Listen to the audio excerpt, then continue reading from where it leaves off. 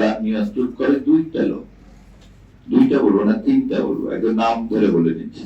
বেলাল সাহেব নওগাঁ, এদিকে আছে দিনাজপুরের একজন, আর কুষ্টিয়ার একজন। আপনারা সবাই নাম জানেন, একজন বেলাল সাহেব নাম বললো কারণ নওগাঁর মানুষ, সেজন্য বলে দিলাম। আর জহুরার কথা দিনাজপুরের আপনারা জানেন, আর এদিকে কুষ্টিয়া। তিনটা লোক 16 কোটি না 18 কোটি লোকের ভাগ্য নিয়ন্ত্রণ করতেছেন।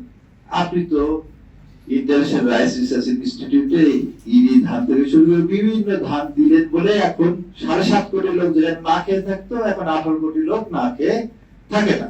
তাহলে কৃষিবিদ আপনার কাজটা করছে, কোন পদ্ধতি করলেন? উৎপাদন পদ্ধতি। বিপণন ব্যবস্থা কে করবে?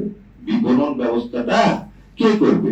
আপনি অটোমেটিক রাইস মিল দিলেন, অটোমেটিক রাইস মিল একটাও চলতেছে না। আপনি ধান ক্রয় করবেন সরকার, গোডাউন আছে, খুব ভালো কথা। আম হয় এখন নওগাঁতে প্রচুর আম। পাঞ্জাবের জগতে একটি বিশ্বস্ত নাম শাবাব এথনিক ওয়্যার।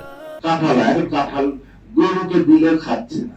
এই কাঁঠালটাই যদি 6 মাস পর মানুষের হাতে দেওয়া যেত তাহলে কি হতো? এই আমটা যদি 6 মাস পর মানুষের হাতে দেওয়া যেত তাহলে দ্বিগুণ টাকায় পাওয়া যেত না? 6 মাস পর এই ইউনিভার্সিটি কি থাইল্যান্ড থেকে আমার কাঁঠাল আসে। তাহলে আপনি সংরক্ষণের কোনো ব্যবস্থা করছেন না। আমরা সান্তাহারে একটা দেখছিলাম ছোটবেলা থেকে সাইলো। সান্তাহারে আপনারা যদি কেউ ট্রেনে চলে যান তাহলে ডান পাশে দেখতে পাবেন সাইলো ছিল। গম এক সময় রাখা হতো, কানাডা থেকে যে গম আসতো সে গম রাখা হতো। আমরাও দেখছি গম, সয়াবিন এগুলোর হতো শাহগলা স্টেশন থেকে শুরু করে একটা আব্দুলপুর পর্যন্ত। এবং রেল লাইনের সাইডে ছিল শিমুল তুলার গাছ, লাল লাল হতো। আজকে আপনি ডাইভার্সিটি কোথায় গেল?